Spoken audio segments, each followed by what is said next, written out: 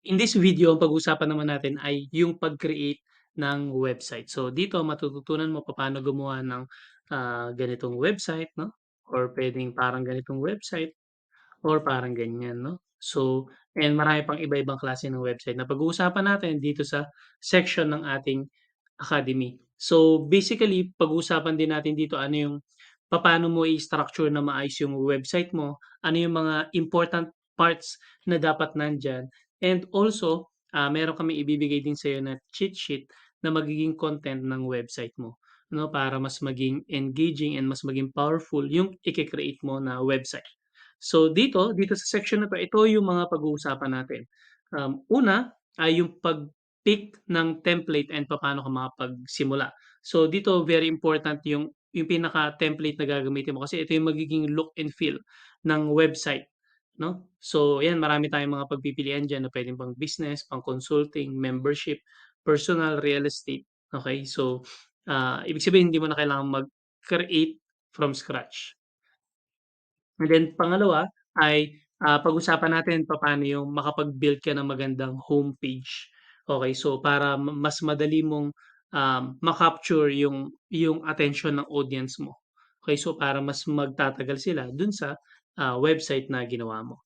So parang ganito itsura. And then dito pag-uusapan din natin papaano ka makapag-build nung other pages. Kasi yung website mo may different pages siya, 'di ba? So papaano ka makapag-create nung about us, services, contact news, and other things. And also dito pag-usapan din natin papaano mo magagamit yung website mo para makapag-generate ka ng leads para sa business mo. So, of course, very important na ma-capture natin yung information ng ano natin 'no, ng audience natin. And dito pag-aaralan natin 'no, papaano ka makapag-build ng form and makapag-set ng appointment gamit yung website. And then pag-usapan din natin dito papaano makakapag-accept ng payment sa website mo, and then, meron din tayong pag-aaralan ng mga easy SEO tips. So, ibig sabihin kasi ng SEO, search engine optimization. Ito yung, ibig sabihin mas mabilis siyang mag-rank 'no. 'Pag sinabi kasi nating search engine, ito yung mga sabihin natin google.com, bing.com, 'di ba, and marami pang iba, yahoo.com. So, parang ganyan. So, ano yung mga puwede nating gawin para mas mabilis siyang makita dun sa mga search engine na yun 'no, mas mabilis siyang mag-rank, okey? And then, papaano mo mako-connect yung domain mo dun sa website mo 'no, para mas kumbaga pagka pupunta yung tao madali madali nilang puntahan yung website mo. So, ang mga example niyan, cellnomics.com, 'di ba? 'Pag naka-cellnomics puwede ka na mag-login, facebook.com, 'di ba? So, papaano ka magkakaroon ng sarili mong gano'n and papaano mo siya mako-connect? Okey, yun yung pag-uusapan natin diyan. And then, finally 'no, get found easily online. So, papaano mangyayari na madaling makita 'no, sa mga search engine yung website mo. So, kunyari 'pag nag-search sila sa Google, papaano mangyayari na madali nila mahanap yung site mo 'no. Okey, so ngayon, before ka mag-start 'no, na mag-create ng website mo, very important alam mo kung sino yung target market mo 'no. Kasi ito yung magde-determine kung anong klaseng website yung gagamitin mo, na puwedeng pang men, pang women, ano ba yung age nila, ano yung mga problems, ano yung mga solutions na gusto nila, et cetera. Kailangan clear muna sa'yo 'no, sino yung target market mo.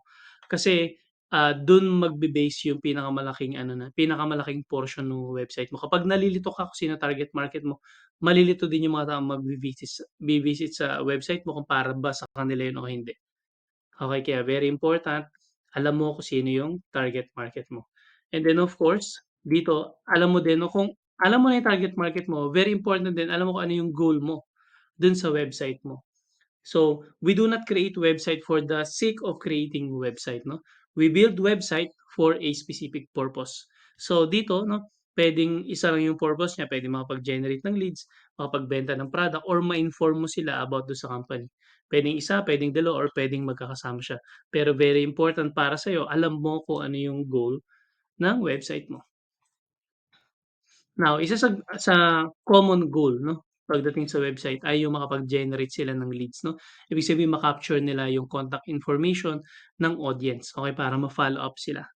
Okay, so ngayon i-check mo mabuti 'no, kapag mag-generate ka ng leads, ano ba yung ano yung gusto mo na papaano sila papaano mo maka-capture yung information nila, okay? So, for example, puwedeng may forms ka, puwedeng may quizzes and survey, and puwede rin maka-capture mo yung information nila through appointments. 'Di ba kasi before sila makapag-appointment sa'yo, kukunin mo muna yung ano nila, yung contact information nila. Okay, that's it for website overview and see you on our next video.